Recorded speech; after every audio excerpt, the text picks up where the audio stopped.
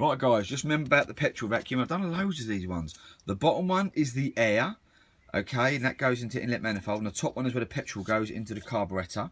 And when you want to prime it, you suck the bottom one to prime your carb. But someone recently on YouTube asked me about this one here. It's just got a filter and they put it straight in to the carb. Not a good idea. Now this one unfortunately hasn't got the pump that's connected to the engine. This one goes down here into a pump down here. What I've got is one here I made earlier, look. There, and that sits on where the exhaust goes, just down here, okay? And you see the bigger, thicker one? That is that one.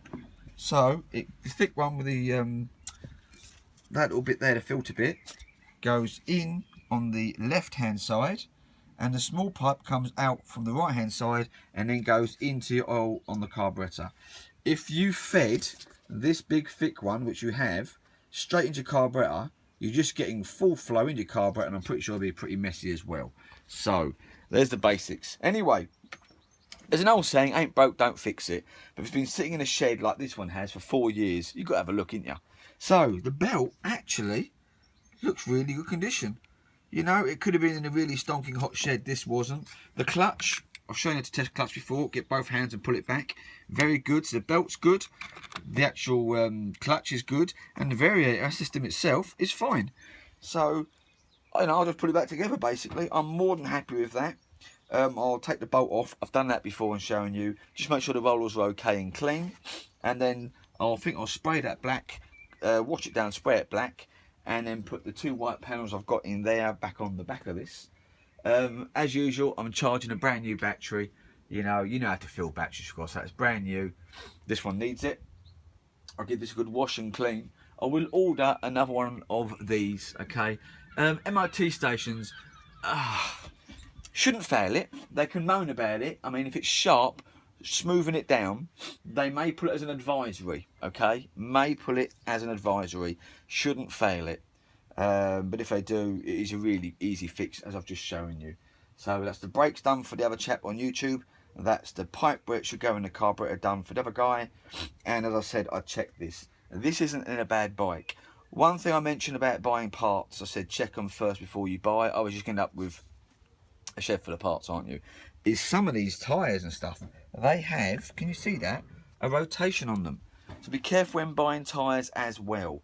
If they're rotational, make sure you know it's for front or back, because they fail on that. If it's a wrong rotation, if you've got a rotational tyre and you buy one, they'll fail that in MOT. There's lots of failures, but if you get, just a little bit of insight, you're okay. So that is this one done in a nutshell. I'll take a picture of it after I've washed it for you, just to show the final bit. And thanks for watching, guys, my little YouTube channel.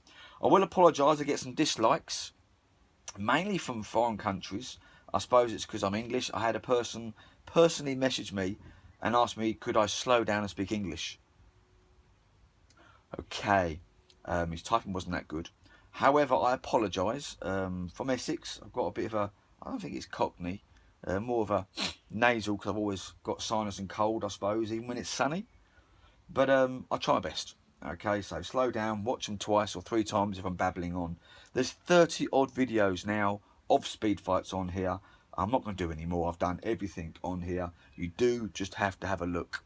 I did change the name of some of them, blogs they say, or part 1, 2, 3, 4, whatever they're going to be. But there should be everything now known to a speed fight person that is on here. About wiring, indicators. Maybe check out some of the comments as well, because people have asked me how to rewire an indicator system because the wire's been cut, and I said just chip off the actual indicator. It still work. The light's got a flash up there for the MOT. So there we go, guys. Even like this little bit here, can you see the registration plate? It's cracked. Okay, smoothing it off. They can fail it on that. Yes, they can.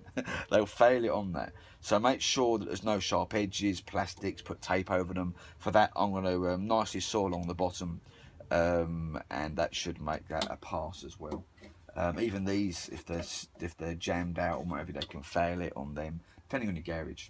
Anyway, guys, please like, share, subscribe, have a check through my bits and bobs, and yeah, thanks for watching. Take care of yourselves.